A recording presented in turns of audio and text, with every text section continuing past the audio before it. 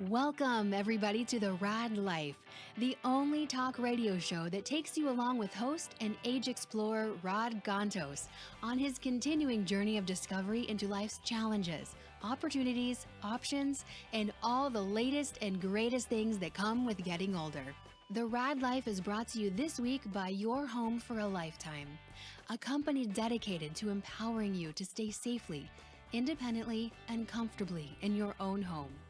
And now here is your host, Rad Gantos. Good afternoon, everybody. First and foremost, sorry for my voice. It's a little crackly today, but I'm dealing with a little bit of cold.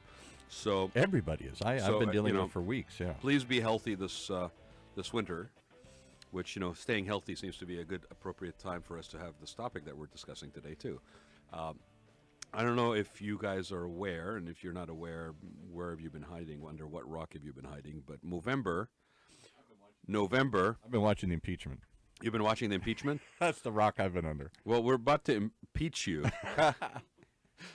Sort of. Yeah, no, it's those are pretty thrilling days recently on that one. Anyway, I don't want to get dragged down the political.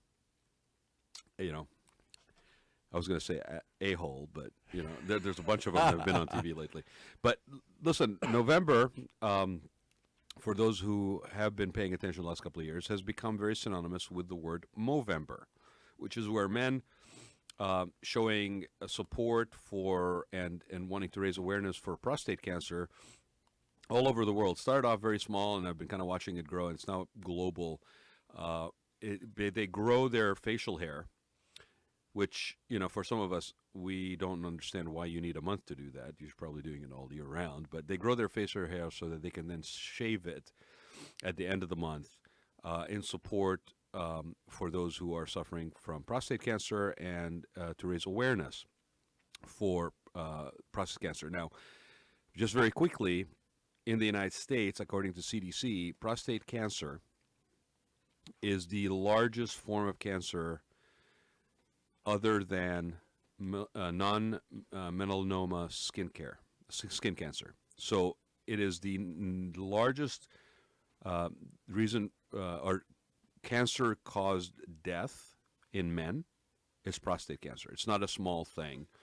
And I was having a conversation just a little bit earlier before the show, and I was talking to a lady, and just from a nonprofit that raises awareness for another ailment that's more age-related. But we were just talking about how certain causes just have a lot of awareness, language, a lot of content that is shared throughout the course of a year. We as a population, as a society, have probably a very strong understanding and awareness of breast cancer, for example. In California, you would argue that also we have a strong awareness of skin cancer because of the fact that we have so many beautiful days and you need to kind of protect yourself in the sun. A lot of awareness in the last few years, and a lot of groups that have been formed to raise awareness and empower women, that are women groups that have basically have taken on everything from child cancer to, again, breast cancer, and the support that goes into that. When it comes to men, maybe by the nature of our gender, we just don't talk about stuff. And prostate cancer, fortunately, has gotten some traction and has gotten more and more awareness, language being discussed about it and so forth. But again, I think there's a little bit of lack of comfort for guys to basically talk about stuff that's private like that, especially when it comes to something like the prostate. And so what do I decide to do? Bring it out into the open. Well, I figured since we have a phobia, a Puritan approach to not wanting to discuss things that are private, what better way to talk about and raise awareness for Movember than to literally just take it to the next level? So, sitting with TIfany, who is in studio with us again. TIfany's been on the show before. I think earlier this year, was it? Or was it last year? Earlier this year. TIfany was on, and we were sitting down, we were having a couple drinks at the Center Club down the street, and we were talking about, and I said, you know what, we got to do something for Movember. And then next thing you know, we were talking about the connection between sex or lack of it and prostate cancer. What? And I already, for those who know Paul, in full disclosure, I already warned him when I walked into the studio. What? That this is going to be one of those topics that's going to basically really tax his Midwestern, recovering Catholic, Irish Catholic guilt here. Right? And I will just start with this, because when we start talking about this, and for those who know me, know that I'm involved in like the spa industry and wellness industry. I've been involved since '98 in that. And so, again, there's been a lot of awareness in the industry relevant to female support groups, women empowerment, breast cancer, child cancer, but not a lot of conversation even within that industry about prostate cancer. And so it is something that we really should talk about. Well, hold on. So I think I was on my second drink at the time. Yeah, that's the key. I was on my second drink at the time, and I somehow, because, my mind is very nonlinear, okay, I can make the connection between, I said to TIfany, I said, well, okay, now the prostate is a gland. So glands basically have buildup, which is basically what we're talking about here. It's bad stuff that builds up in your gland. You're not going where I think you're going. Oh, yes, I am. Okay, and Paul's actually just got really tight in his chair, okay? So basically I said, okay, so if I just follow the rational logic of relief through massage, okay, and when you have a knot in your shoulder, or you have what they call lymphatic massage, where it's draining stuff out of your lymph nodes, and you really feel it, and it's sort of a preventive medicine component. When it comes to the prostate gland, why wouldn't you basically drain the prostate gland? And we then realized that, in fact, at some point in the history of humanity, people used to drain the prostate gland by something called a prostate massage, which you went to a medical practitioner, and as part of your examination and health review, you got a prostate massage. And later on, they called them not prostate massages, but prostitutes. Well, that may be in the recovering Catholic world of Paul Roberts, but maybe that's where the term but came from. in all seriousness, okay, let's just keep the sort of the what would you call it, the puritanic approach to sex or anything that touches my body in areas that may be private, okay? I'm from the Midwest. I have to giggle all right, Mr. Midwest. So do you have an issue with, for example, your wife going to get a mammogram, which is referred to as squeeze the tatas or something like that, like the annual squeeze the tata, right? It's basically putting the breast of a woman in a vice. Right. Okay? I cannot imagine in any shape or form, under whatever mood music that may be playing through the speaker system or warmth in the room, that is actually comfortable, a non-invasive thing. But yet we as a society accept the fact that that's normal for it to happen on a yearly basis. But heaven forbid that a guy should go into a physician or a medical practitioner and actually put my balls in a vice? Deal with, okay, well, we're not even going there, right? Okay, but deal with the number one reason for male death from cancer. Yeah. Okay, right. And actually, heaven forbid, get the prostate gland drained through a massage, because that is just going too far. We had, and yet it used to happen. It used to happen. And now we have very regular, very regularly. And I'm like, well, why don't we never do this? heard of that? In all seriousness, we had a. You just blocked it. We had in all seriousness, we had a. This is timely because a couple of weeks ago we had somebody in here on our OC Spotlight show, talking about something I'd never heard of, a technology they were promoting. A doctor here, high intensity focused ultrasound to break up prostate cancer rather than an invasive way to do it. And he's created a machine, and they're selling it, and they've got all this stuff. And I said, I have real trouble even discussing this with you because we're going to use words like penis and other things that make everybody giggle. But I said, you have identified a problem that most men my age just don't want to face or deal with, which is the potential. We're scared to death of it, just like women are scared about breast cancer. How often are you regular with your colonoscopy? No, I haven't had one in 20 years. Don't want to know. If I go, so wait, hold on, okay? Because this is serious, right? Serious stuff. Okay. No, How old are you? I'll be 64 in January. Okay, when was the last time you had a colonoscopy? Can't tell you. Have you ever had a colonoscopy? Maybe. Well, you would know if you had a colonoscopy because you have to prepare for it, and you basically have to like literally diet for a few days, and basically you have to have a liquid, and they basically literally go in and check to make sure that you don't have any issues with that part of your I system. doubt it. I've had PSA tests and other sorts of things like that. But you have never had a colonoscopy. I don't believe so. Okay, so perfect example of what we're talking about and No. why we're talking about this topic today. No, it's horrible. Here's a gentleman who basically sits in this room and is bombarded with all kinds of information on a daily basis. And this is yet again one more thing that Paul Roberts does not take to heart, and basically for his own well-being and his health. Because I can't think about it. I don't want to think about it. It's such a delicate subject. It's such a subject most men don't want to deal with. That and I applaud that people are talking about it more, and it's coming out, and there's November, and there's things to highlight it. But we have not had the same awareness as a group of old guys like women have come to accept they need to check this regularly. But even when you were told about something that could be not completely non-invasive and basically would be bombarding to try to break up the buildup, excuse me, in the prostate gland, you were still uncomfortable with it when the doctor was talking to you about it. I think it's a topic that needs to be aired, and I applaud you for doing it. But I'm the once again the poster child for what's wrong with the problem here. We're men, we're tough, we don't want to think about it, we don't want to talk about it, and partly it's because we're tough and everything, and partly because we're little kids and we don't want to know. We're scared. And somehow if I don't know, then it doesn't exist. Well, Tiffany, while I cough my lungs out over here.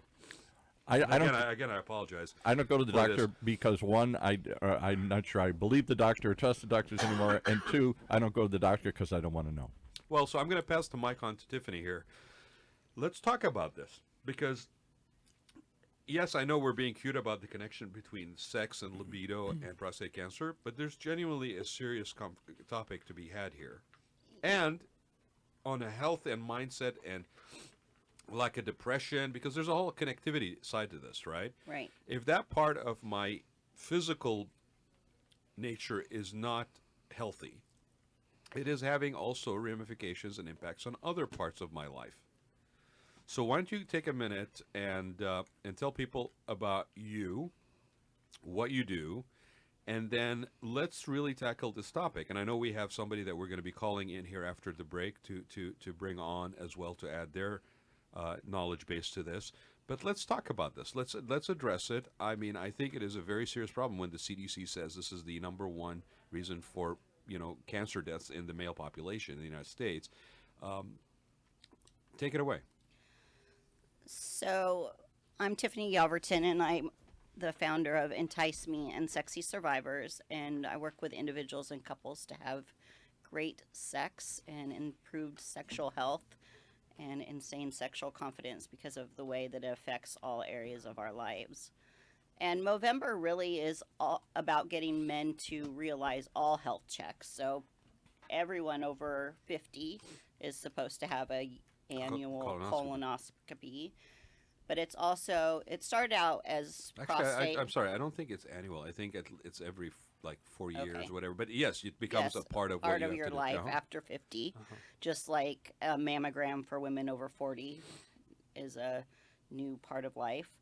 But so Movember did start with being for prostate awareness, but now it's about testicular cancer awareness and mental health and just depression, all that stuff is reminding men to get checked for everything, because men tend to not go to the doctor as much as women, even blood pressure and everything, just to it's true.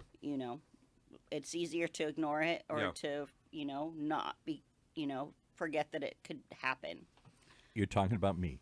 I am talking about people like you. No, your I admit demographic. I'm it. Yeah. No, Paul, I'll own up to it too. I mean, not necessarily to the degree that you are, which is really scary and against you. It's against your best interest. But even in my case, I was told a couple of years ago. I do the annual checkups.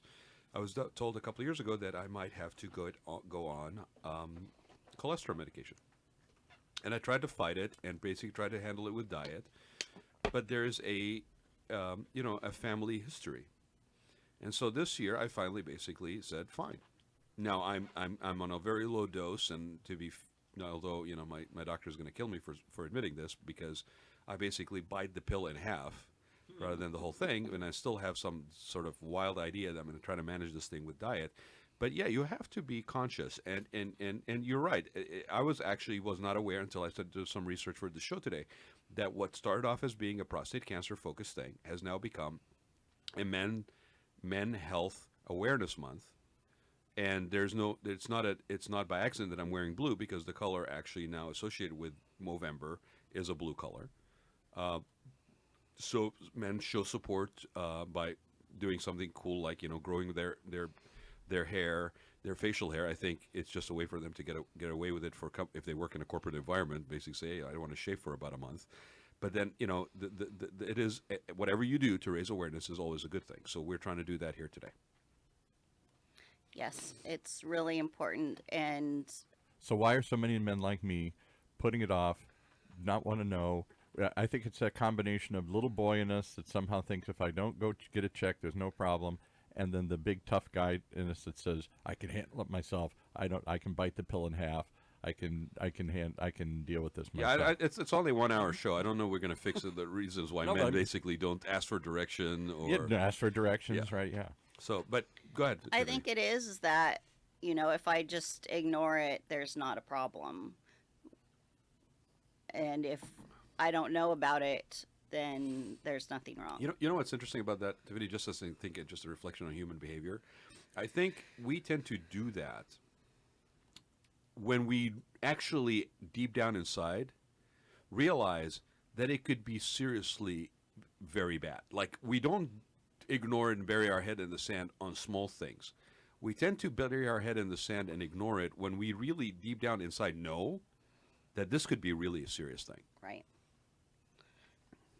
So anyway, I agree. You agree that, Paul? I think I think it's a combination of little boy and big grown-up man. Bringing back the conversation to what we're talking about here, I think, again, it's awesome that we now have a month that we can basically raise awareness on things that are health-related when it comes to men, and that it's not limited to your physical well-being, but also your mindset and your and mental health, which again is is a silent epidemic. I mean, depression, we all go through stuff that challenges us in life. Some of you who've been listening to the show know that I've said before in July, when I discussed some of the issues and challenges that I've been dealing with my parents as they get older, and you're trying to run a business, you're trying to maintain your relationships, you have this now that has become your new normal, and it is understandable that it would feel overwhelming, that it may put you in a mindset where you're feeling depressed, overwhelmed. There are days where you just want to shut down and you want to bury your head in the sand. But so you seek help. That is the first step. And basically you seek it from people that could give you some assistance. And, there is the sort of very medical approach to things, and there's the one that's a little bit more holistic, which is what we're trying to talk about here today. So let's bring it around to what your topic is. We understand this is a month to be aware of men's health, and we understand that men, by definition, don't pay as much attention to their health. Do you even know? I mean, this would be a good transition, but do you even know where your prostate is? I'm not even going to ask you about a G-spot, but do you know where your P-spot is? I probably don't. Okay. So I know it. Generally, it's not in my head. It's somewhere else other than in your head? Not in my feet. Okay. Yeah. You're not in my stomach. I don't want to call you a lost cause, but you're very close. So Tiffany, why don't you take a minute? Let's just describe what we're talking about. Okay. So the prostate is a gland. It is accessed anally in men. It is exactly the same tissue as the G-spot in women. Right. In utero, that tissue divides and turns female or male. So it is accessed by putting a finger in the rectum, curling towards the belly button. It's about 3 inches in. It's going to be the size of about a walnut or a small plum. And the prostate gland surrounds the ureter tube in the body. So usually when that buildup of benign fluid builds up around the ureter tube, men usually start to maybe have problems urinating or having some pressure, and that's when they tend to go get it checked. So physically there is a connection between the penis and the prostate. Yes. Okay. So the And prostate, what does the prostate do? So it has prostatic fluid that mixes with it goes through the ureter tube, mixes with semen in the testicles, and then that is ejaculation. Which is why sometimes there's erectile dysfunction Yes. that happens as a result of this, and possibly, problems with or difficulties with ejaculation. So I'm going to sound stupid again. So walk me through this. So because I obviously every man knows where his testicles are, but this is not connected to your it's connected to it, but it's not part of it, and it provides a fluid that helps the semen come out. Is that what it does? Yes, it's the fluid that lubricant mixes with sperm, and then it becomes seminal fluid. Right. And it is, back closer to your bladder. It's inside. If you know where your taint is, where it's called the perineum, between the balls and the anal opening, Right. that little smooth meadow part of skin. If you push straight up, I didn't know that had a name to it. Yeah, does. the part that your mom always told you to make sure you cleaned. Okay. so when you push straight up there, you can also access the prostate externally. Right. And it's what how big of this gland? It's about the walnut with a shell on it. And when it gets cancerous or blocked or whatever, blocked I guess can be for a lot of other reasons other than cancerous growth, then it presses on the bladder and it makes you pee more often? It can press on the bladder, but really it surrounds the ureter tube, which your urine is going to flow through from the bladder. Obstruct it. And it obstructs that. Because I think every man knows that now, that that's a sign if you're having trouble urinating, that may be caused by an enlarged Well, it could be a number of Yeah. reasons, but yes, I mean, that's the reason you're supposed to pay attention to. If you're having trouble, if you're urinating a lot, or you can't urinate. I don't know why one or the other. It seems like you can't urinate or you can't stop urinating. Right. But either way, it could be an indication that there's a problem with your prostate. And why is the prostate so susceptible to cancer as opposed to, there is testicular cancer? Well, it's the buildup. It's the buildup of the fluid in there, and then when it's not released on a regular basis, then it can turn into, that stagnant fluid that can turn cancerous. I mean, I'm simplifying this, but think about. I'm not a medical doctor, but that's pretty much what happens. But I mean, simplifying it, just simply like if you think about the human body as a car, as a system that basically has a fluid-based system. Right. We talk about hydration and the importance of water for skin care and healthiness of all these things. If the fluids stop or they sit and they congeal and they harden and all this stuff, which happens easily if you think about it in an automotive manner, just to make it men friendly here, right?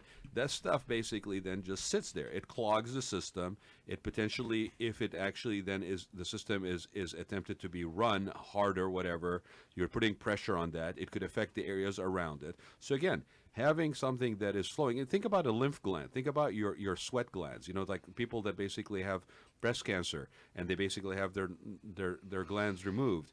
They then basically are facing situations where they sweat or they being in a hot area or swelling that happens. The body is a system that is made of multiple components that all have to work in a sort of an efficient manner in order. So you're for talking around health. this. I'm trying to see if I can get to the chase here. So you're saying that because people obviously, the assumption is, or I don't know if this is proven or not, but as you get older, you have less sex for a variety of reasons. Your sexual Well, it's the desire, chicken or the egg. your Man. sexual desire wanes. Your body changes. You don't feel good about how you look or whatever. All the issues that impact, and you just get older, and the drive diminishes.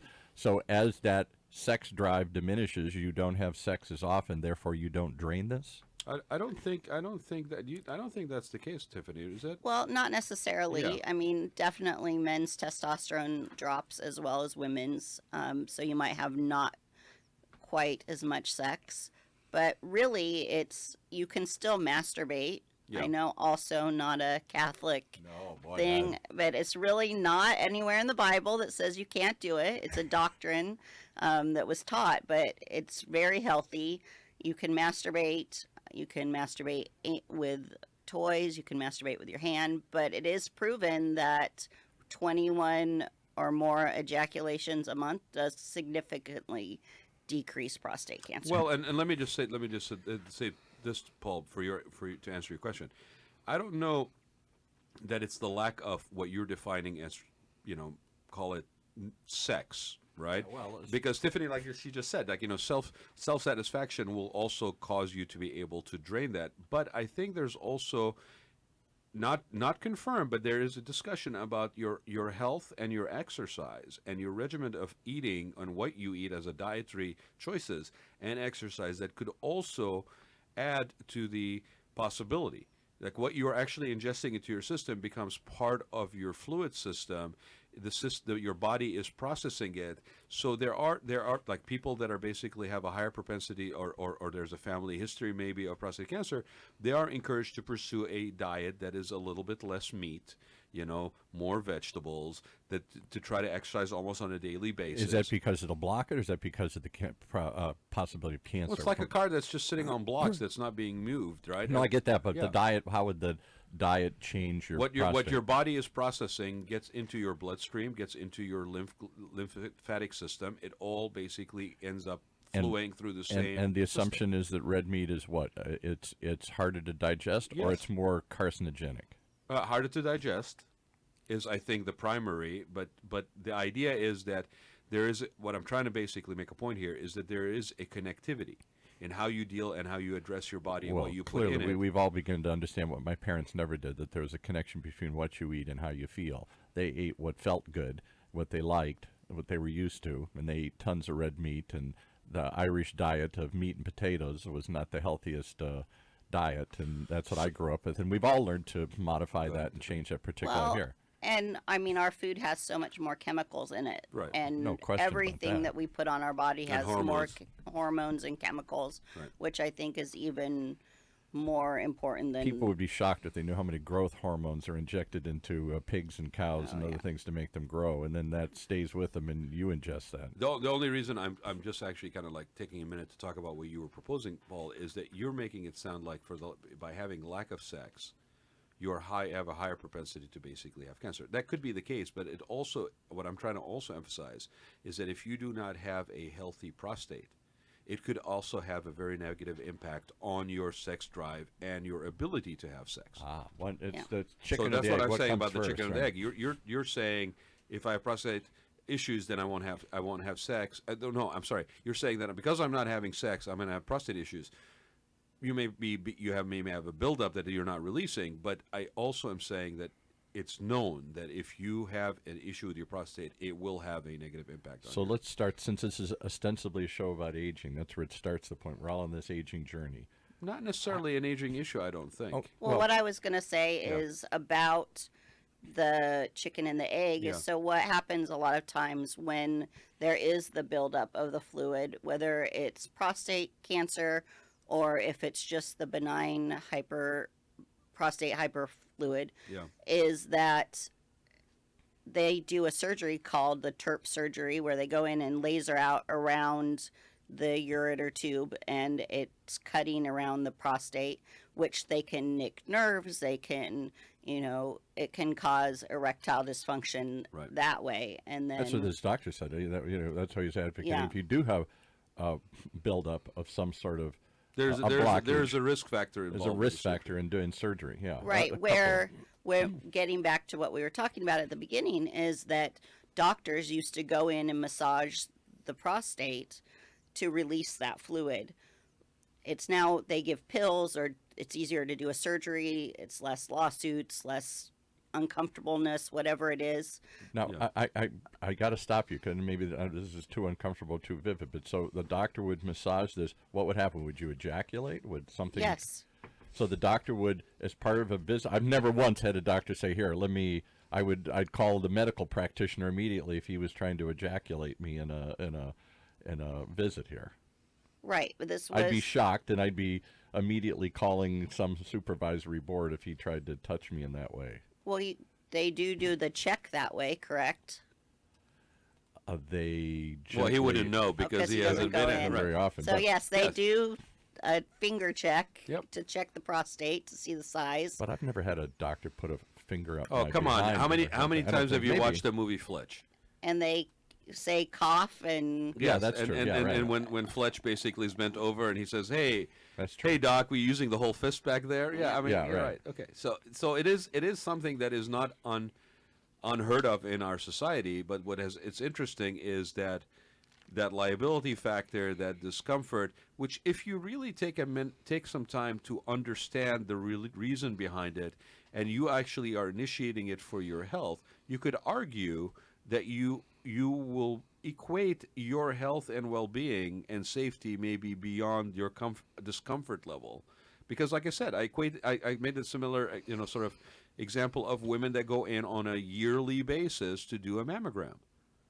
And we don't have, as guys, we don't even think twice. Well, yeah, that's good for their health. Right, yeah. But we don't think about things the same way for our own well-being. So we've gone past that. We recognize men don't pay the same attention that women do, and we should, and we have a month to focus on it, and you're here talking about it. But I'm curious, so your thesis is, and I don't discount it, I'm just trying to understand it here, is that you need to release this fluid through some sort of ejaculation process, either during a sexual act or on your own to massage it and release this fluid.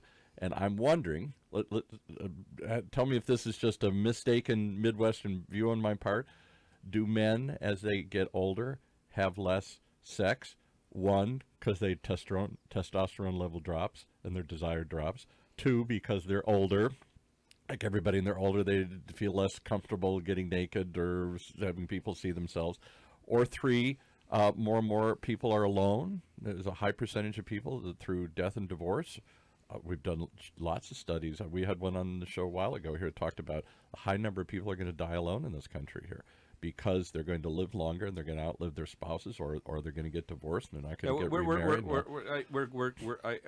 I really don't want to turn this particular show into an aging focus, because that's not really what we're talking about. Okay, all I'm trying to get at is, though, are people as they get older having less sex? No, I don't think they are, actually. Because of Viagra, people are having sex. Exactly. And the highest new rates of STDs and STIs are in the senior communities. Yes.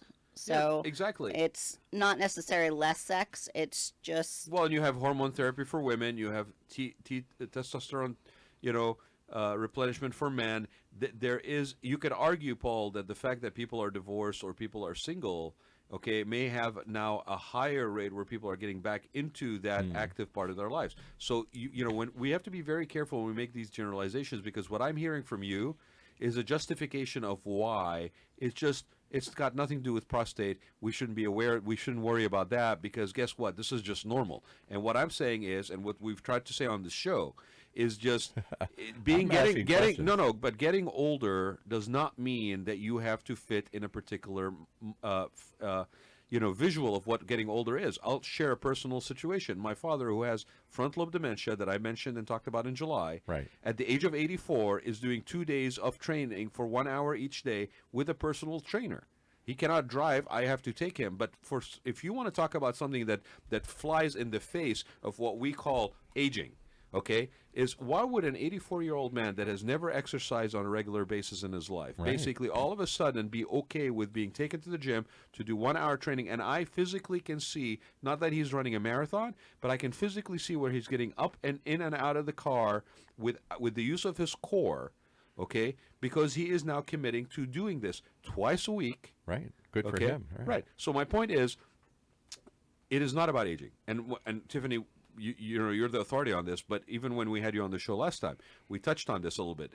There is no justification to say, oh, I'm older, so therefore I'm not having sex. Right. Your health is your health, period.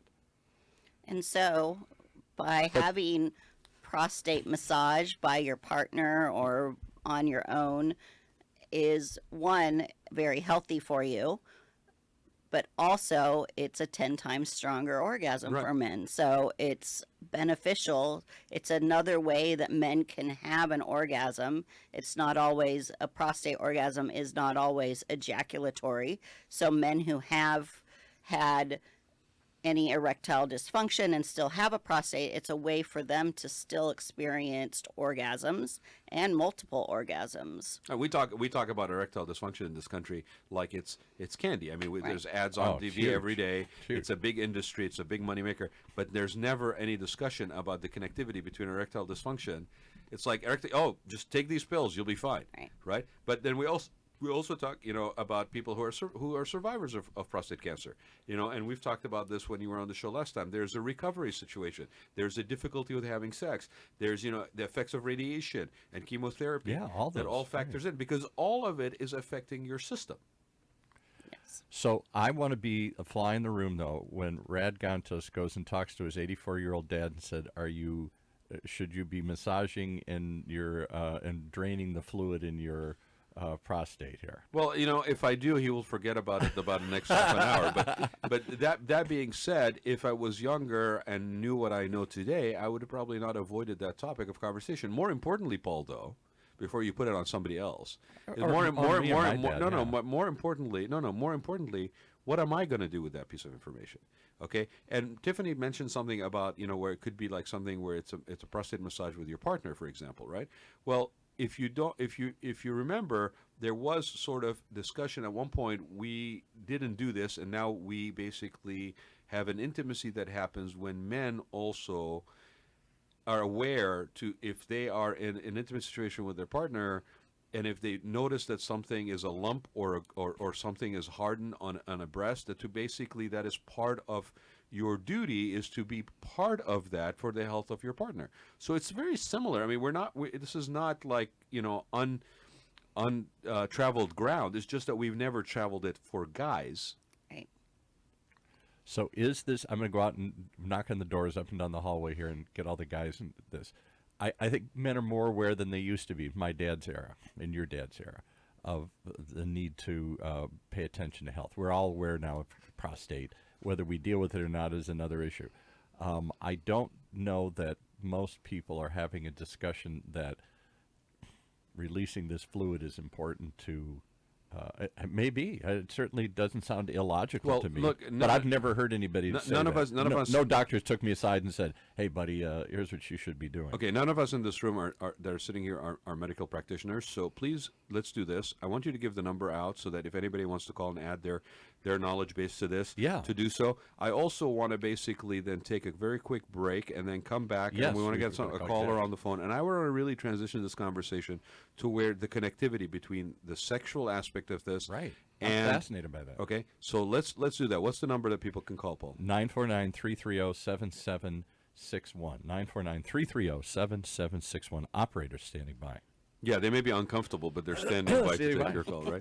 And then we're gonna take a break really quick, and when we come back, who are we gonna have on the call? We're going to have Ruby Ryder, who is the foremost female expert on pegging, which is female on male strap-on sex, which is all about the prostate. Never heard of such. So, with that being said, wow, come on back. We're gonna take a break. Okay, hang on. You got me shook up here now. Imagine buying a newspaper and discovering that the news you're reading is 6 months old. There isn't much that stays the same for 6 months, and the same thing goes for background checks. In a time when so much outdated information is being passed around, it's good to know that People G2 offers something different. At People G2, we provide today's intelligence, not yesterday's news. Our value-added approach offers you a fully FCRA-compliant solution that includes up-to-the-minute information. By combining industry-leading technology with old-school human investigation, People G2 is able to give you information that is accurate right now, delivered quickly through our online system, or integrated with your HR system. So ask yourself, are you comfortable working with old news, or are you ready for a different kind of background check company?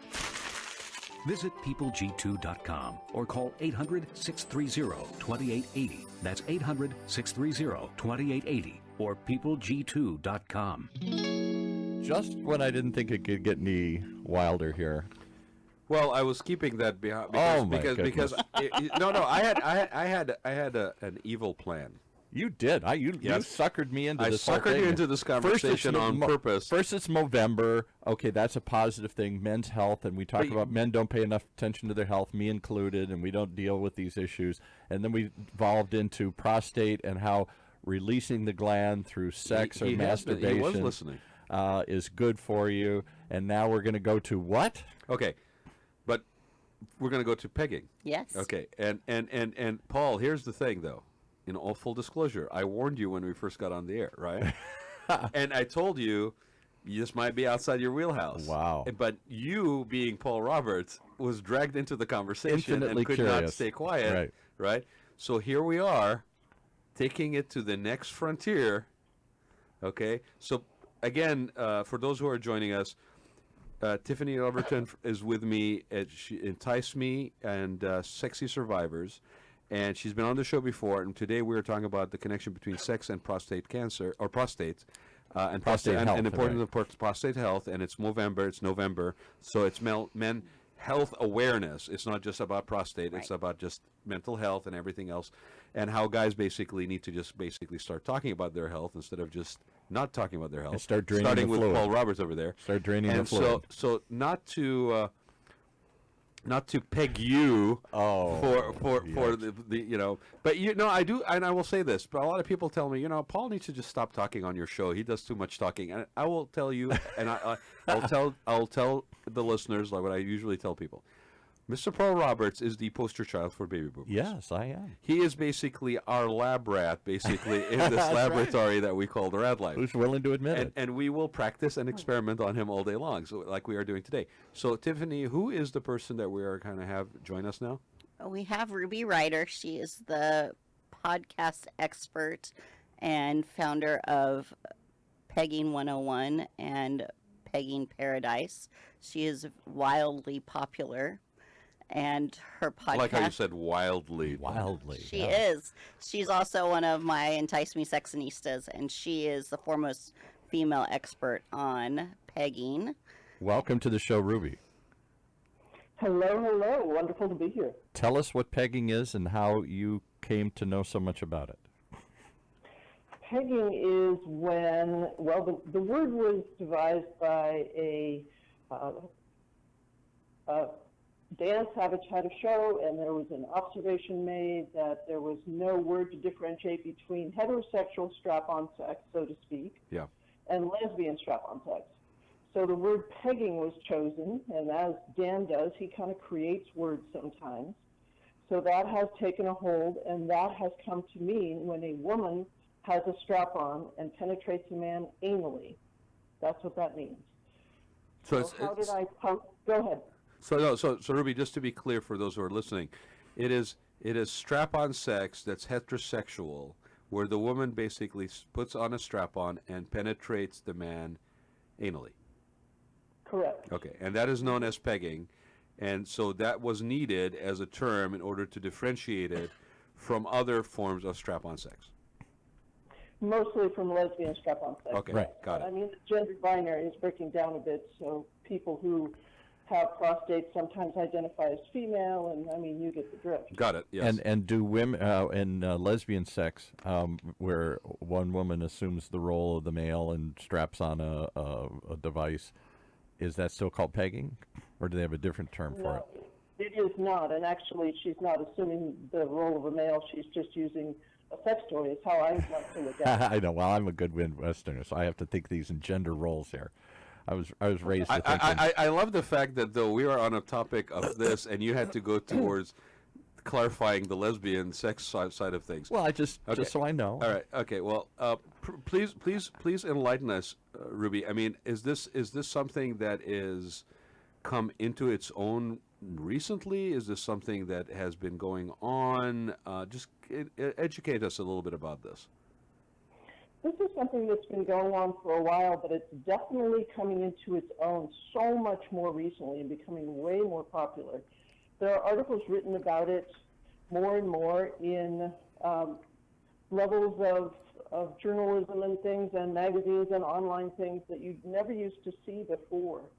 And sales have reflected this as well. Many times sales of strap-on things, and this is anecdotally, but people call in and you know that it's not a lesbian buying something, you know it's a heterosexual couple, but strap-on sales have increased like 200% over the past few years. Amazing. What do you how do you account for that? Is it just more of an openness? Is Experimentation? How do you account for that? Well, I would like to think that I'm a part of it. A driving force behind it, right? And I know. Go ahead, Ruby. I'm working very hard to try and normalize and lessen the taboo. as well as correct the myths and misconceptions around pegging. So can we at least establish that there has been a taboo to talk about this, or to consider whether people wanted to or not? This isn't something most people... my dad never sat down and discussed this with me when he was explaining the birds and the bees. And my friends and I, when we talked about, when we were younger, have our sexual exploits, I never once heard any of them suggest this or talk about this. So is this, whether they did or not, I'm not saying people didn't do it then, but certainly there was a taboo to talking about it or discussing. I did not know it had a term even. I need you to sit back. I know. No, I know. But it really, I think at this point, I want to really get down to the fact that this is getting more exposure. This is getting written up. Right. I'm assuming that the areas in which it's getting written up, Ruby, and correct me if I'm wrong, are not just purely from the pleasure side of things or maybe the experimental side of things, but there's a whole range of people that are covering it for a myriad of reasons. I mean, it sounds to me like it's something that's taking on a different awareness, maybe? Well, there's a couple of different areas that we could talk about here. One would be when you think about typical sex, PIV, meaning penis and vagina. Yeah. There is sort of gender stereotypes that are there for a reason, where the man is the active one, he's giving, he's providing the pleasure, the woman is typically the more passive one receiving. What pegging enables you to do is to flip that role reversal and experience sex from the opposite side of the bed, so to speak. Mm-hmm. And there's tremendous value in this. It's absolutely incredible. And share some of those with us, if you don't mind. Absolutely. So, for example, most women have no clue what it really takes to do intercourse with someone. It takes balance and grace and multitasking and endurance. It's an athletic event. So when they do this strap-on thing, and they have the anal intercourse, and they do this with their partner, they have so much more appreciation for their partner and understanding of their usual role.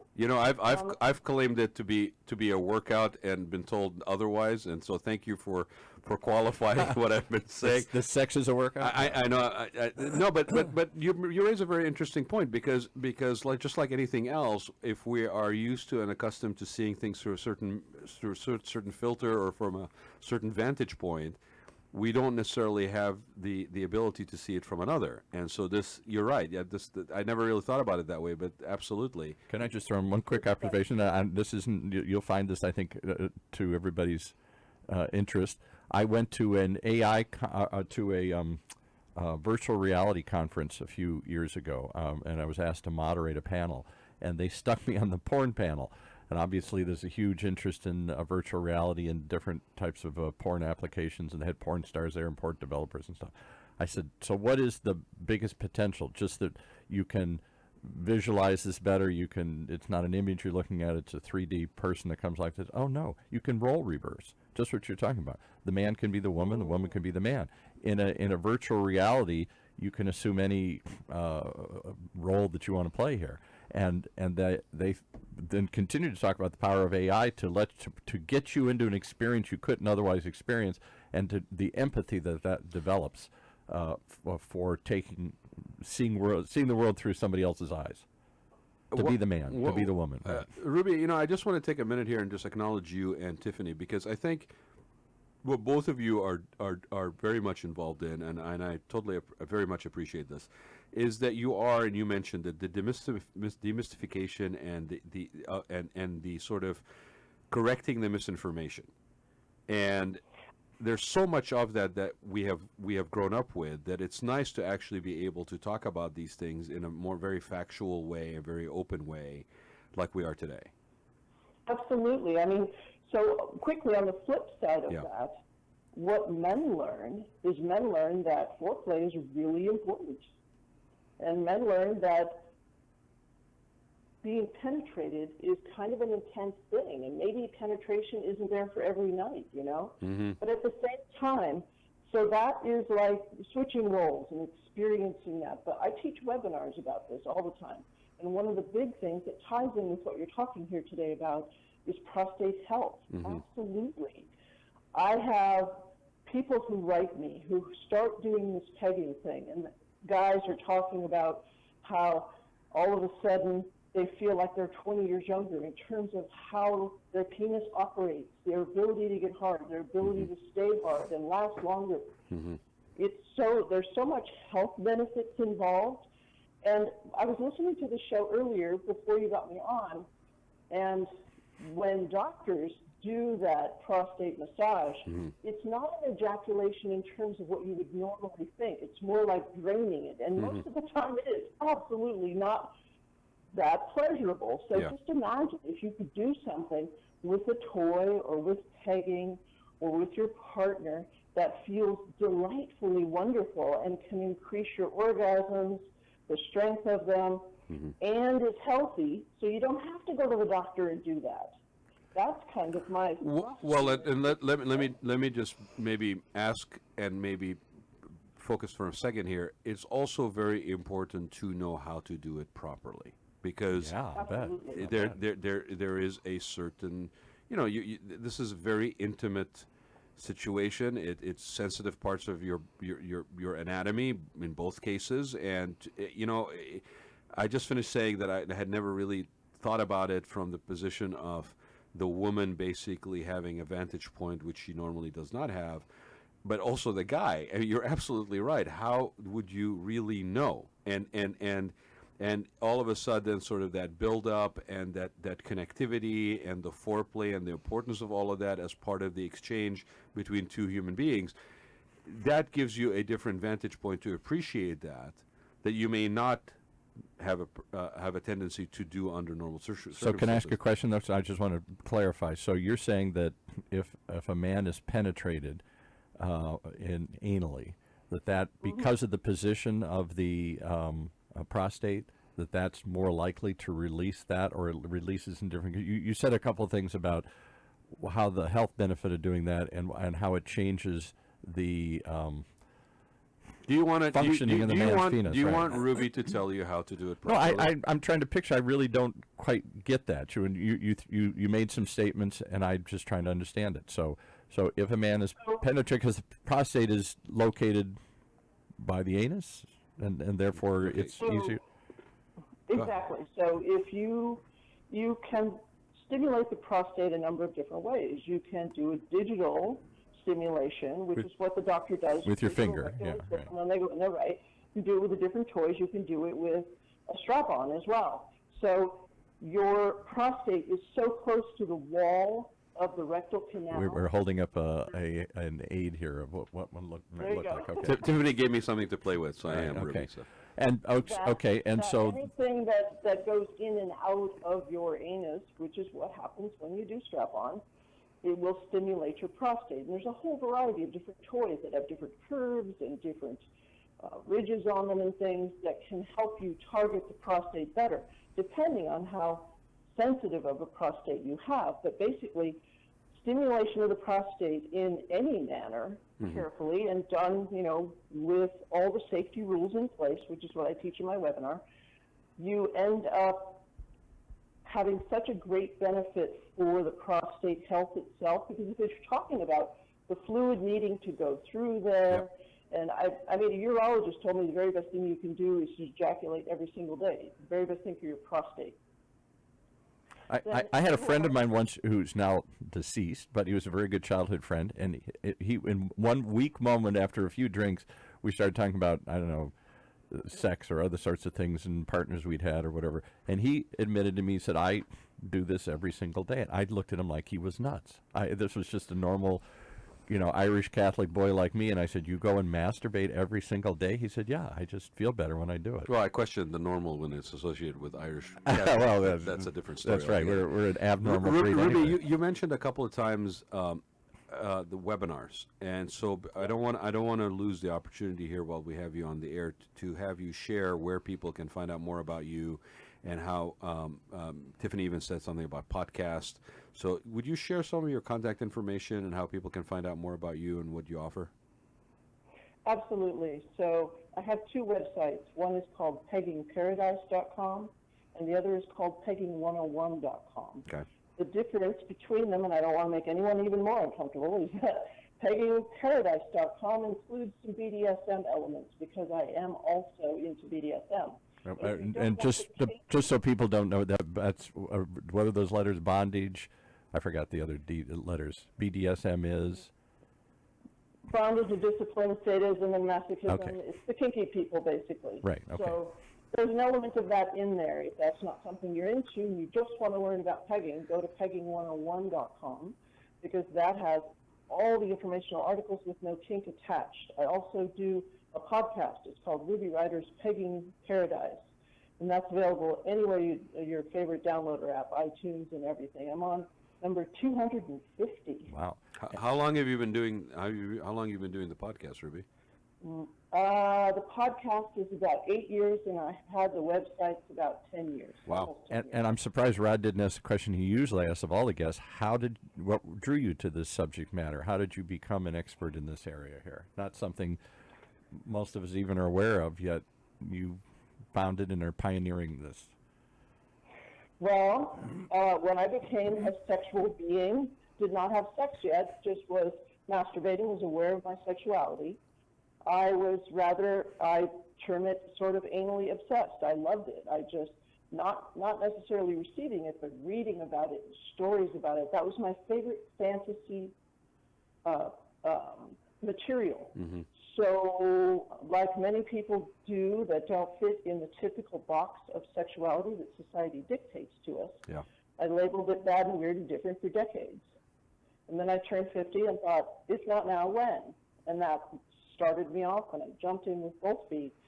And I have been here ever since, and I found more than I ever thought I would. Oh, my gosh. Talk about some of the people that you help or work with. Are they people who were like you, suppressing an interest in something, or had been taught that this was not something you should think about or delve into, or just other people that are looking for something different, something unique, or some help? What draws people to you? Yeah. There's a variety of reasons, but by far the majority would be men who have discovered that there is pleasure to be had through prostate stimulation, and they all of a sudden realize that pegging is something they want to experience. So they're scared to tell their partners about it. They're scared about what the fact that they really enjoy anal stimulation says about them, because they fall into all the myths and misconceptions about this must mean I'm gay. Their partners, when asked about it, think that it's going to turn them gay. I mean, if it was going to turn them gay, then a lesbian strapping on a strap-on and doing her partner would be turning her straight. I mean, Good point. Good point. Yeah, I'm just curious. I think we live in a more sexually liberated society than I certainly grew up as a child. Are you having a problem with your mic? Oh, my mic's falling down. You can't get your mic up? Okay. So, I'm trying not to go to he literally can't get his mic up, Ruby. I'm not kidding you. What's the show on HBO where they talk about different sexual, different sex practices? There's a show that was on for years on HBO.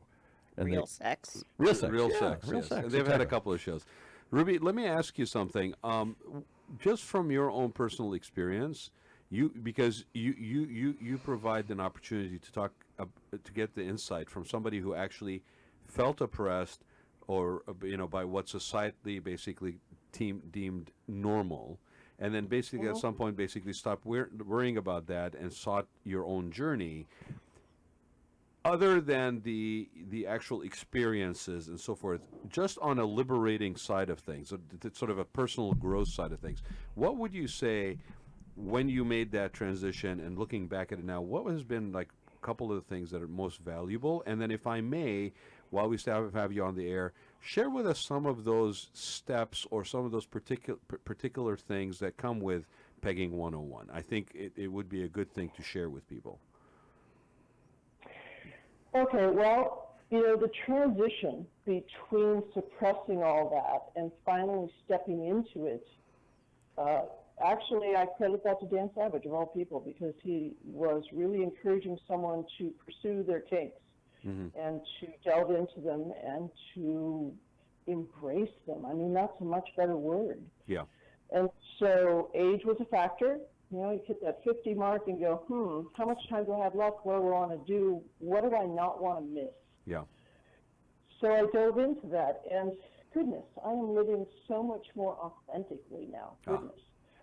It's just a big sigh of relief, and not just personally, but I am able to help so many people. When men encounter this, and when they want it and crave it, it comes with so much conflict inside themselves sometimes. Because, but more than anything, men are told by society never to appear feminine or gay. Well, getting penetrated anally kind of falls into that category, and it can be very scary for them. It's like, what does this say about me? They question their sexual identification. There's all kinds of things that happen. But the rewards of helping people through this in terms of discovering it, dispelling myths and misconceptions, and guiding them through doing it in a way that is safe and pleasurable is an astonishing thing in terms of, it's so satisfying for me because I help so many people. Yeah. They talk about how much closer they are as partners together, how much there's a depth of intimacy that's amazing. Well, isn't it fascinating how authenticity and honesty actually builds intimacy, right?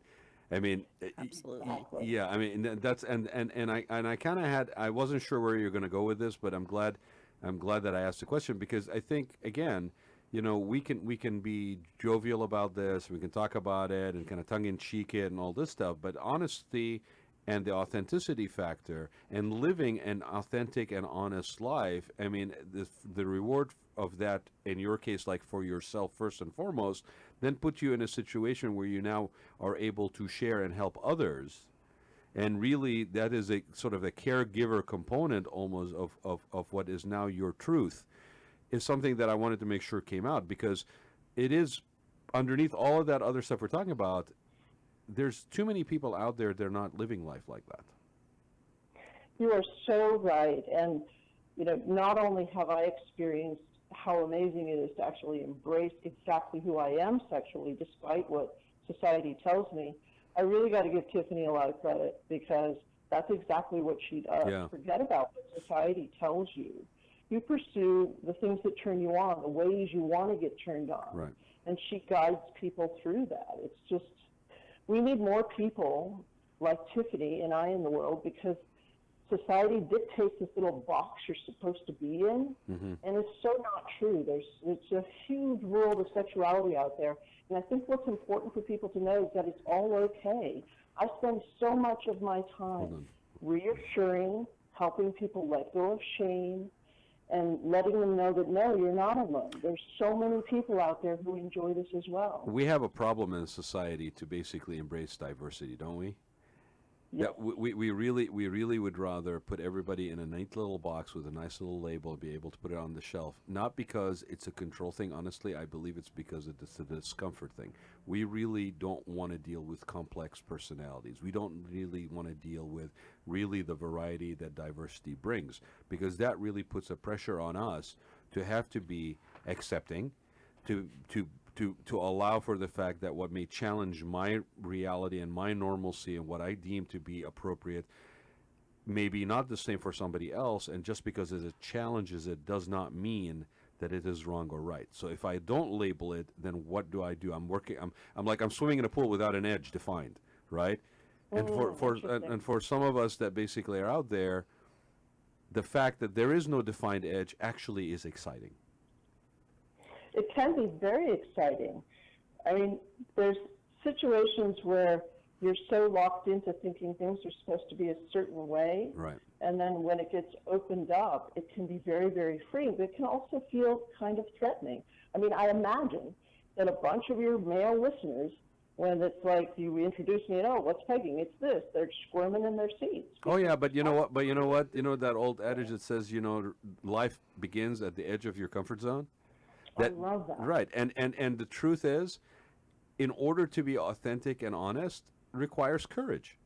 But yet the reward of being courageous when it comes to that, and I like to think that with this show and the other shows that I basically am involved in, there are certain underlying tenets that I try to apply, and it is basically uncurated, courageous content that you can use. And we as a society don't even talk to one another from those positions anyway. In most cases, we have everything contrived. It's all packaged. It's all based on a bunch of to-do lists and items that are predefined before we engage. But to actually have an engagement where we sat down on the show, to be honest, you and I never had a conversation before you got on the air. And and to have the ability to have that exchange and share it openly and with honesty and courage. And accept the fact that, yes, you may be uncomfortable hearing this show and what we're talking about. We respect that you're uncomfortable, but we also gently leave you with that and not take it upon ourselves to basically make you comfortable either. I like that. I'm going to go back to the old hippie in me, which says, if it feels good, do it. That was what I grew up with. As much as I fell into being a conformist in other areas. Yeah, so much for the hippie. But that was the whole essence of the hippie movement. If it feels good, do it. So other than saying it, did you actually do it, Paul? Did you do it? In lots of ways it did, but no, probably not. I'm probably much more of a missionary positions, straightforward, non-adventuresome sexual being here. I wonder what a couple of drinks in Paul would actually bring out. Don't you think, ladies? He'd be doing all sorts of crazy stuff. Ruby, would you take also, the other part of my question was, would you just, again, to bring it back to pegging for a minute, would you basically share some things for people who are basically interested? Obviously, they can go to your website. And give us some sites as we wrap up here, yeah. But right. I would like, I'm going to take a couple more minutes, Paul, because we don't get a chance. No, we don't get a chance to talk about this, and I want to give the mic back to the ladies here to round us out. Okay. But would you take a minute and actually share some of the particulars? Like, just so people that don't go over there and basically, I don't want to say kids don't do this at home. Like, give us some guidance. Well, I think the very first thing to do is to educate yourself, because when I teach a webinar, and by the way, when you go to peggingparadise.com or pegging101.com, there's a link right there that you can click that will take you to a schedule of the upcoming webinars that I do, and they're all online, so anybody can access them. Do you have any coming up? I do, absolutely. Okay. But the first step is to educate yourself, because I go through so much that surrounds all of this. I go through the fears and misconceptions. I correct all those. And then I talk about the safety rules. And then I talk about how to stay clean. And then I talk about equipment. So diving into it, just hearing this radio show and then going and getting a strap on and trying it, I don't advise. It's not advisable. I really don't advise. Yeah. Just because there are safety rules, there are so many things that can make it so much more pleasant than unpleasant. In a whole number of ways that probably don't need. Well, and the importance of that first experience being under those conditions and guidelines, because again, as we all know, if you do something and you find it unpleasant, the likelihood of you actually being open to even going down that path again is not likely. And so if you get yourself to the point of courage where you're going to basically explore something that you don't usually do, put yourself in the best position to actually get the best positive outcome out of it. Yes, and what I tell people over and over and over again is go slow with this. And when I say go slow, I literally mean go slow in terms of doing foreplay and opening up the anal opening and all this kind of stuff. But I also so recommend going slow in terms of learning about it and starting to experiment, having that first anal play together, because I have an article about that, exactly how to do it. What you can do is build up this lovely anticipatory eroticism that takes you on a bit of a journey slowly, and you have all of these incredible firsts that you get to experience as a couple together, and then you finally get to the pegging. This is the way I would love to see people experience it, because there's so much to gain. There really is. So it's almost it's like mental and intellectual foreplay. Yes, well, and emotions come into it. And emotions as well, yeah. Back to Movember, which I'm a proud Movember supporter. I got a $1,000 goal. It's my second year doing it. I'm really happy about it. One of the things they talk about is the mental health and about men having been put in society's box as well. Not just sexuality, but just men, period, in terms of what's expected of them and all these things. Well, one of the things that men are often not allowed to show is vulnerability. How this ties in with pegging is that I am a firm believer that you cannot be anally penetrated without being vulnerable. vulnerability is something that men are not used to allowing. Do I even dare say the word surrender too, Ruby? Well, yes, there is a big part of the Yeah. surrender, Yeah. but you don't want to confuse. Vulnerability is allowing yourself to be open to someone to do something to you that has been consensually negotiated. Oh, yeah. Surrender is sort of, or submitting is more like allowing someone to do anything they want. No, but that's why I use the word surrender, because I'm just even talking about it in terms of generality and the way of navigating your life. People have a problem with the word vulnerability and surrender, and yet I tell people that in fact is the ultimate empowerment. Like, if you can get to yourself to the point where you can actually understand that surrender is not giving up, surrender is not abdicating involvement. I don't even want to say control, because that's got its own baggage that comes with it. But surrender and vulnerability are really in a form, I know it's hard to get your mind around it for somebody who's not really kind of thinking about it more than linear, but surrender and vulnerability is one of the most empowered things I can think of basically somebody doing. And I think once you get the point of awareness where you experience that, it's all very clear. But it's the getting to that point that is where you need that guidance. So can we? One of the things you asked me about one of the the reasons that men come to this, and the reason that couples come to it.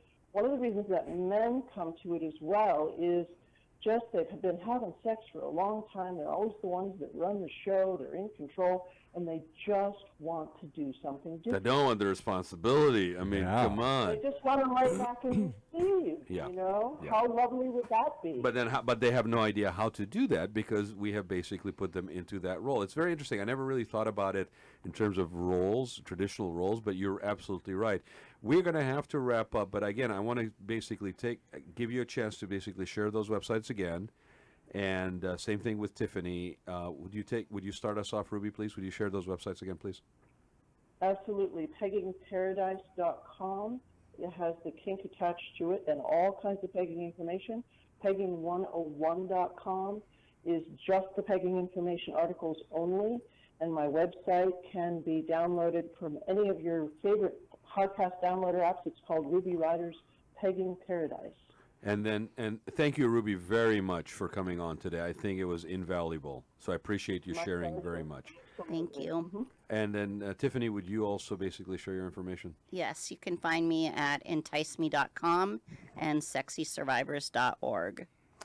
I want to thank you ladies both for coming on. I've always been a proponent that women know better, and you just proved it again today. So I really appreciate it. No, I think also, you raised a lot of points I did not know we were going to cover. I mean, the importance of foreplay, the importance of basically educating yourself, the role reversals, right. Not being put in, allowing yourself the latitude and the freedom to accept the fact that you have, certain bents and certain directions and certain things that basically you derive pleasure from that maybe are not the same as your immediate surrounding and your support group, whatever, but that it's okay. Embrace that. There's a freedom and that comes with that, and an openness that comes with that will enhance your life in everything else through honesty and authenticity. And you certainly hit a theme that Raad likes to hit over and over again, which is he gets so angry when I try and put people in a box here. He hates any sort of boxes or categories or anything. Everybody's unique. Everybody has their own. He hates any sort of categories or boxes. You know what makes it the most uncomfortable for people to basically allow for that reality? Because now you are responsible for accepting the diversity and complexity. And you don't want to do that. Your life, your timeline, your busy lifestyle basically does not allow you to take the time to have acceptance and coexistence with all and everything around you. And heck, it means you are not in control. Oh my God, you're not in control. You have to surrender. Vulnerability, here we go, full circle. So you might as well just do it, So I appreciate everybody for being on the show. Thank you so much for making this another very enjoyable show for me. I started off coughing, now I'm feeling very energized. So, there's a cure for the cold as well involved in this. Thank you very much, Ruby. I look forward to meeting you in person at some point. TIfany, thank you so much for being on the show. My pleasure. And no, it was our pleasure actually today. So thank you both. and we look forward to having everybody join us again next week for another episode of the Raad Life. Meanwhile, guys, grow your beards, support Movember. There's a lot of organizations out there, Prostate Cancer Foundation, Movember.org. Give this month, raise awareness, take this information, educate yourself. You're always stronger for knowing more. You have been listening to the Raad Life radio show with your host could've and gone age for explorer, hours. We already Rad went over a Gantos. half hour. Brought to you on the one and You're looking at me only like- octalkradio.net. okay. Join us again next week as You we could've gone continue on our for journey of hours discovery about into this. life's challenges, opportunities, options, and all the latest and greatest Well, I things just that wanna come really- with getting older. I just have to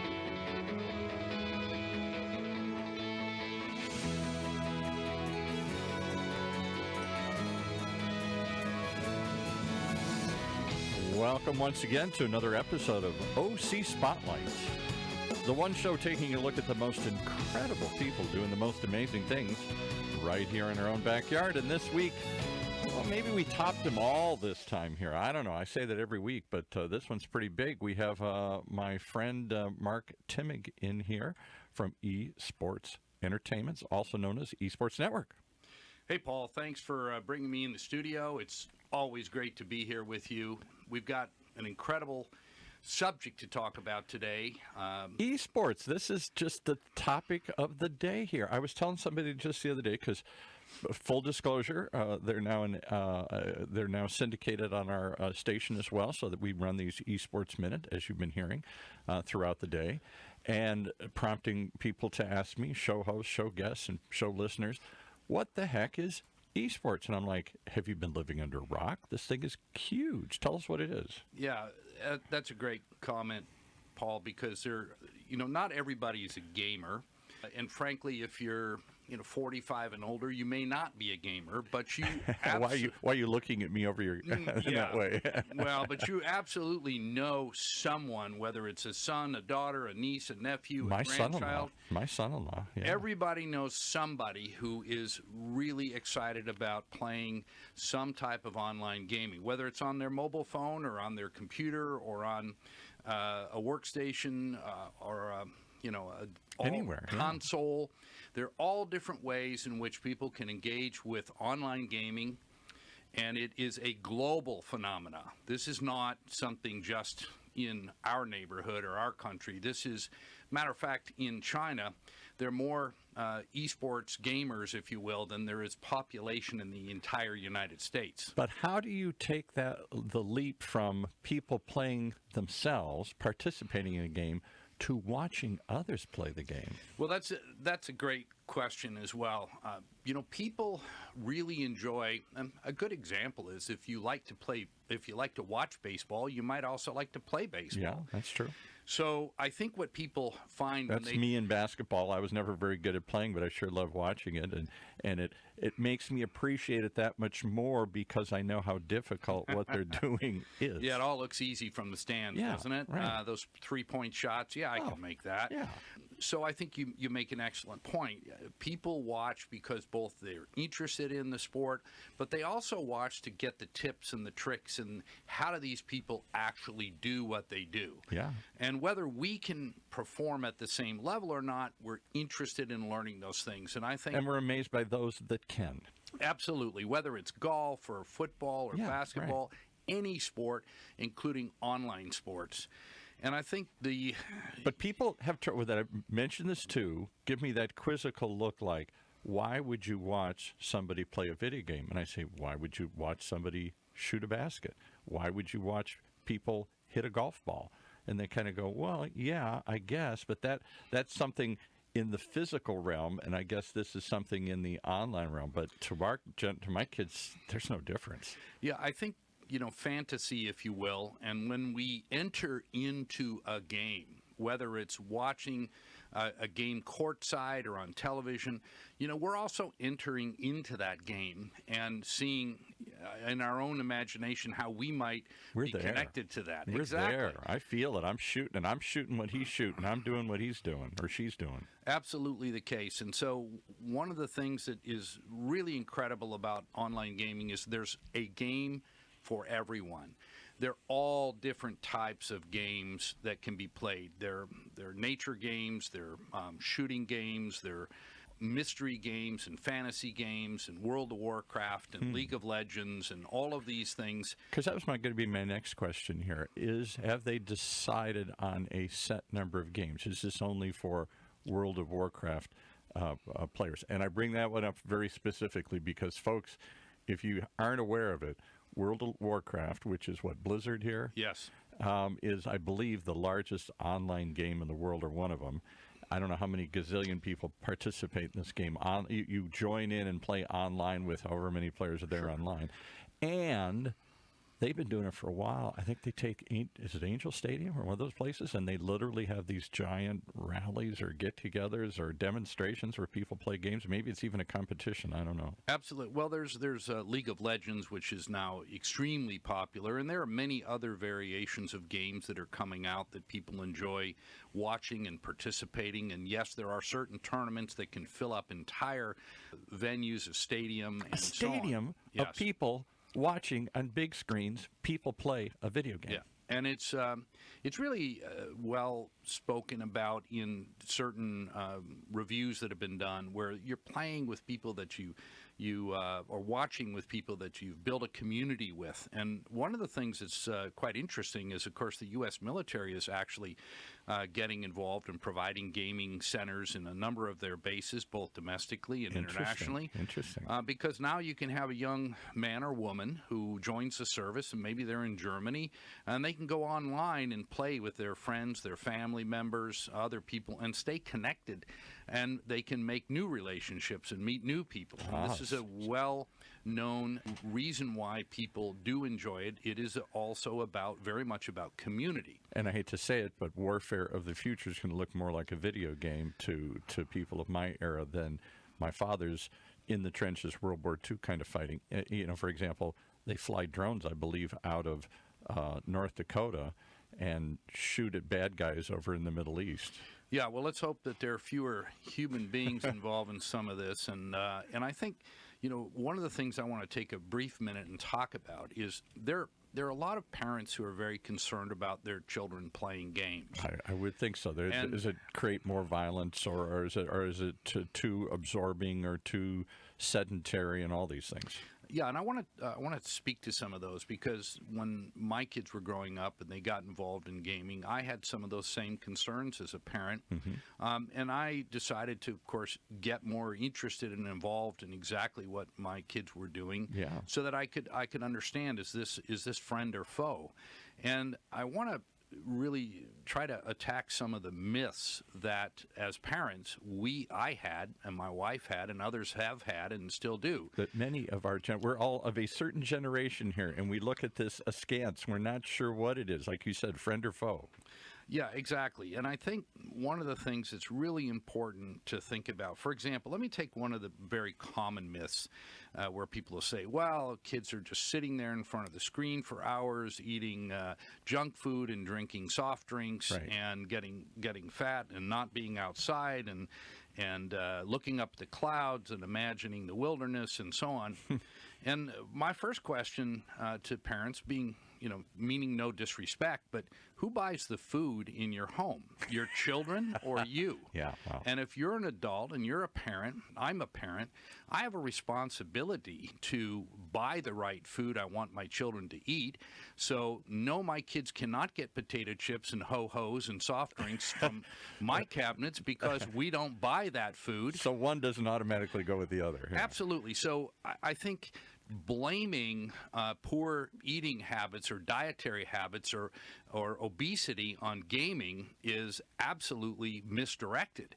But they are sedentary, and that was my parents' objection to I was the first TV generation that came about in the 50s here, and I spent a lot of time in front of that boob tube. And, a lot was written about what's that doing to my brain and what's that doing to my body here. Right. But, when my kids were playing, they were snacking on grapes and apples and healthy food, because my wife was very concerned about what are our kids going to grow up eating. And we didn't want kids who were obese, growing up, right. whether they participated diabetic or and not. obese. Exactly. Yeah, right. All of these situations. So gaming is not the that's not the reason for diabetes. Exactly.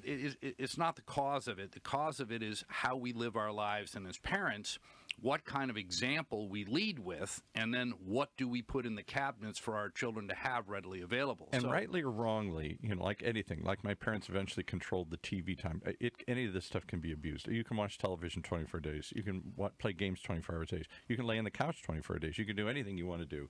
And you have to, it's part of a healthy, balanced lifestyle. But to also have this Luddite view that we can all go away and it's just, we're going to blink our eyes and it's going to disappear, is to ignore my grandson and all the others. My grandson's 5, and he loves video games, and we control how many and how often, but I can't control his enthusiasm for them, and I can't keep him out of that world. Well, I will also relate gaming to something else. I spent a number of years in charter school education, and one of the cornerstones of what I had done in charter school education was to have built quite a number of at-risk dropout high schools that educated kids that the traditional system had decided were uneducatable. Right, that's the strength of charter schools. Right? And in our particular model, we threw out the traditional model of educating kids because it doesn't work with dropouts, and we brought in a computer-based, self-paced learning system, which was incredibly effective. In fact, I graduated over 8,000 students while I was involved alone with full state-recognized diplomas, not GEDs. And teaching to them the way that they want to relate to. Yeah. Their level, their pace, they're in control, and we were there as educators to support them, not to stand in front of them and direct them. And I think when you empower young people who need to go at their own pace, and when they're dropout students, oftentimes they have other issues or personal problems, and maybe even alcohol or drug addictions, and they may go away for 2, 3, 4, 5, 7 days and then come back. In a normal classroom situation, you're done. You're out of it. But on a computer-based, you just log back on and you're back in. Well, because that speaks to them. They are fluent in that language. I'm still a digital learner. They're a digital native. They live in these platforms naturally. And I give an example again. My 5-year-old grandson. I've watched him develop, and he started obviously introduced to video games through his friends, through his family, through everything. And whether we wanted to or not, he just was drawn to these things and plays them as often as we'll let him play them. And so I can say, gee, it's killing his brain cells or whatever. It's also building his brain cells. And I'll give you an example why. The other day, we're walking along a trail behind our house, and he comes to a big sign, and he says, Grandpa, he says, why no dogs allowed here? And I look at him and I said, when did you learn to read? And he points at the sign. Of course, it's a symbol with the line through it. And I thought, where did he figure that out? Games. There's all sorts of things. I watched him the other day in a new game I bought him. And he immediately, the question was, how old are you? And he doesn't know what it says, but he's intuitive enough to figure it out. They're asking for my age here somewhere. And he sees a little dial, and he spins it, and it comes to the number 5, and he hits it. I go, how did you figure that? And he says, I just know this stuff. I'm amazed at what they figure out from these things. Well, and let's talk a little bit more about this computer-based learning, because that's what games do. It is, exactly. And I'm going to give you a couple of points on that. One is that a lot of people recognize, and you may or may not be familiar with this term, but it's called STEM skills. And these are skills that are well respected in the education process. Is this the science, technologies type of stuff that we're talking about? Yes, it is. Right. And education and what I forgot the E's for, but science, technology, something in math. I tell you what, they're the fundamental principles of many a person learning engineering, and all kinds of different jobs that involve science and math and so on. And I want to demonstrate really in a game how they use and develop and have to excel at STEM skills. So when you look at the STEM skills, they include things like collaboration, cooperation, analytics, forecasting, and both really envisioning things. So imagination and in terms of math and strategy, tactics, all of those things are very much a part of what is taught in a typical STEM curriculum. And this isn't the games I grew up with, Pong or whatever here, where you're just bouncing a ball back and forth. This is pretty sophisticated stuff, even at entry level. Absolutely. So when you're playing, and you mentioned World of Warcraft example, I mean, you're dealing with strategy and tactics, and you're communicating with your teammates, and you're identifying where you think you have the best odds of succeeding, and you're predicting things, and you're imagining things, and all of these things are all